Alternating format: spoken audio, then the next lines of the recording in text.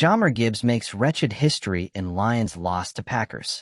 The Detroit Lions' long-awaited season opener at Lambeau Field on Sunday went from hopeful to deflating, colliding hard with the sobering reality of a 27-13 loss to the Green Bay Packers. Despite Packers' control on the scoreboard, however, one Lions player did manage to make one unfortunate bit of history in Saturday's game. The young running back's issues, combined with an overall inept offense, gave Detroit plenty to ponder. Gibbs, who caught everything thrown his way, 10 passes, couldn't make much happen on a field. He'd finish with an anemic 31 receiving yards, setting an inglorious new standard for fewest receiving yards by a player with at least 10 receptions in a game. His longest catch was 7 yards, averaging a paltry 3.1 yards per reception. The previous record for such a dubious accomplishment belonged to Alvin Kamara, who had 33 yards on 13 receptions in 2023. But the trouble for Gibbs didn't end with passing. He had no success on the ground, running for a mere 19 yards on 9 carries, 14 of which came on a single rush. His 8 other carries added up to just 5 yards. Lions running back David Montgomery and the rest of the Lions' run game wasn't much better, with only 25 yards on 11 carries. The Packers' defense, with star linebacker Micah Parsons and a relentless defensive front, shut down Detroit's running game all day.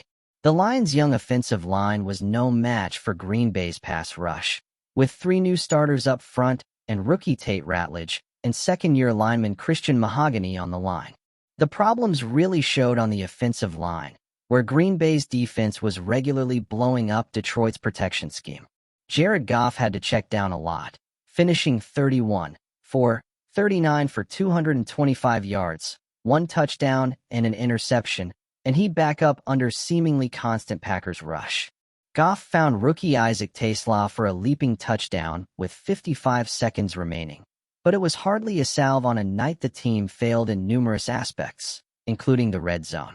The Lions, who as a team entered with 9 offensive touchdowns in 4 games, had a challenge trying to duplicate last season's explosiveness on that side of the ball, with John Morton as the new play caller.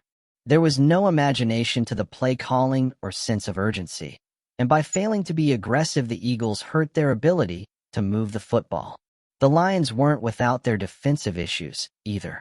Detroit wasn't able to get much pressure on Packers quarterback Jordan Love, who was hardly rattled despite the Lions bringing extra pass rushers and leaving plenty of players in coverage.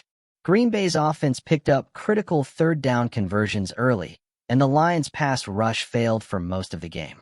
Trey Hutchinson, in his first game back from a broken leg, was relatively quiet with 1 quarterback knockdown and no tackles.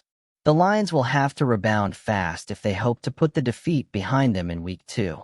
Now, they have to prepare to meet a divisional foe against the Chicago Bears, a team they should be anxious to rebound against in Ford Field. The Lions have the ability to be a playoff contender, but they'll have to sort out their offensive and defensive issues if they are to prevent another disappointing finish. How can the Lions recover from their season-opening performance and rebound against the Bears? Check back in next week for more of Detroit's Little Detours.